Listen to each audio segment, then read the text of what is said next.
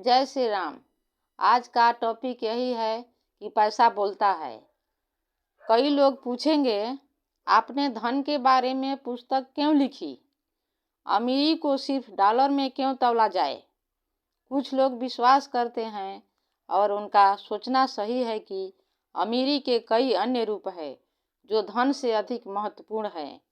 हाँ, ऐसा भी दौलत होती है जो डॉलर के संदर्भ में नहीं नापी जा सकती, परंतु ऐसे करोड़ों लोग होंगे जो कहेंगे मुझे उतना पैसा दे दो जितनी मुझे ज़रूरत है और आपकी सारी चीज़ें मैं खुद पालूंगा। धन किस तरह कमाया जाए, इस विषय पर मैंने यह पुस्तक लिखी है। इसके पीछे सबसे बड़ा कारण है कि करोड़ों लोगों को गरीबी के डर की वजह से लकवा मार सकता है। इस तरह का डर किसी के साथ क्या कर सकता है, इसका बहुत अच्छा वर्णन फेसबुक पेगलर ने किया है। धन केवल धातु का गोल रूप है या कागज का टुकड़ा है। दिल और आत्मा के ऐसे कई खजाने हैं जिन्हें धन नहीं खरीदा जा सकता, परंतु अधिकांश कड़के लोग इस बात को ध्यान में नहीं रख पाते।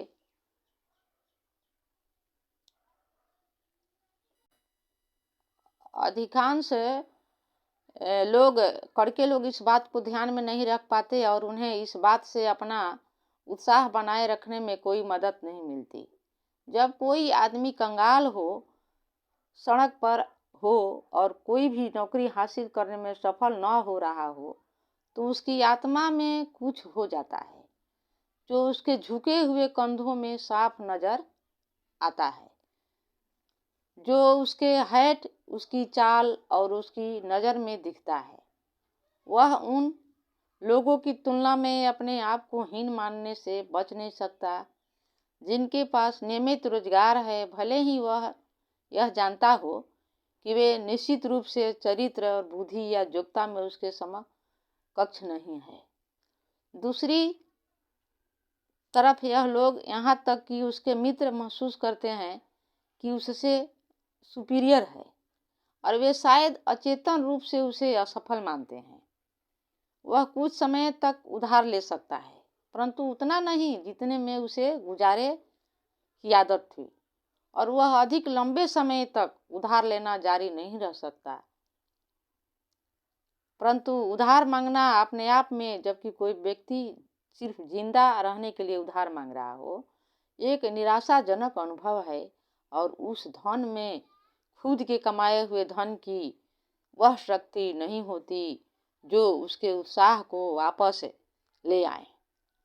जाहिर है कि यह सारी बातें उन लोगों पर लागू नहीं होती जो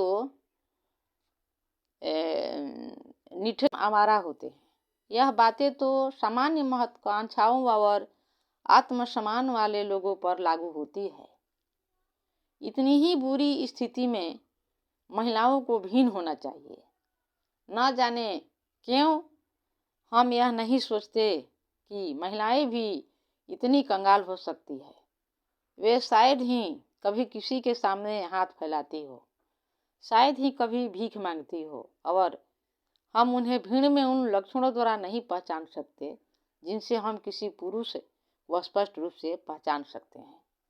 जाहिर है कि मैं यहाँ पर उन आवारा महिलाओं की बातें नहीं कर रहा हूँ जो आवारा पुरुषों के समान ही होती है।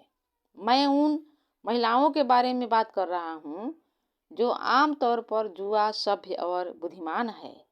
हो सकता है कि ऐसी महिलाएं होती हो, परंतु उनकी निराशा नहीं दिखती। शायद वे आत्महत्या कर लेती होगी। जब कोई आदमी कंगाल होता है तो वह खाली बैठकर लंबे समय तक सोच विचार कर सकता है। वह कई मील यात्रा करके किसी नौकरी की तलाश में किसी आदमी से मिलने जा सकता है और वहां जाने के बाद उसे पता लग सकता है कि वह नौकरी तो भर गई है, या फिर उसे यह पता लग सकता है कि उस नौकरी में कोई तनख्वाह नहीं मिलती, बल्कि सिर्फ उन फालतू के सामानों को बेचने पर कमीशन मिलता है जिन्हें कोई भी नहीं खरीदेगा। बरसते कि उसे सेल्समैन की हालत पर तरस न आ जाए। इस प्रस्ताव को ठुकरा देने के बाद वह एक बार फिर खुद को सड़क पर पाता है, जहां उसके पास जाने के लिए कोई जगह नहीं होती। इसलिए वह चलता जाता है। वह स्टोर विंडो में विलासिता की वस्तुओं को सजा हुआ देखता है जो उसके लिए नहीं है, और वह खुद को हीन समझता है, और वह उन लोगों के लिए रास्ता खाली कर देता है जो खरीदने की इच्छा से सामान देखने के लिए रुकते हैं, और रेलवे स्टेशन में भटकता रहता है या लाइब्रेरी में पसर जाता है ताकि वह अपने पैरों को आराम दे दे और थोड़ी गर्मी इकट्ठी कर ले। परंतु इससे उसकी नौकरी की समस्या तो हल नहीं होती, जिससे वह एक बार फिर चल पड़ता है। वह यह बात नहीं जानता, परंतु उसकी दिशाहीनता उसकी राह में आड़े आएगी।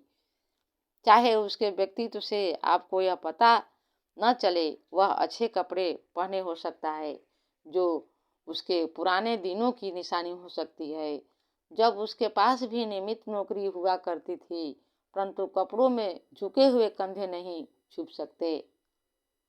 वह हजारों अन्य लोगों, बुक कीपर्स, क्लर्कों या केमिस्टों या बैगन हैंड्स को अपने काम में व्यस्त देखता है और अपने दिल और आत्मा से उन्हें ईर्ष्या करता है। उसके पास उनकी स्वतंत्रता है, उनका आत्मसम्मान है, उनकी मर्दागनी है, और वह खुद को यह यकीन तक नहीं दिला सकता कि वह भी एक अच्छा आदमी है।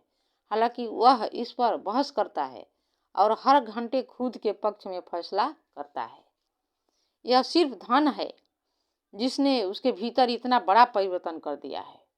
अगर उसके पास थोड़ा सा धन आ जाए तो वह एक बार फिर से अपनी में लौट सकता है। जय श्री राम।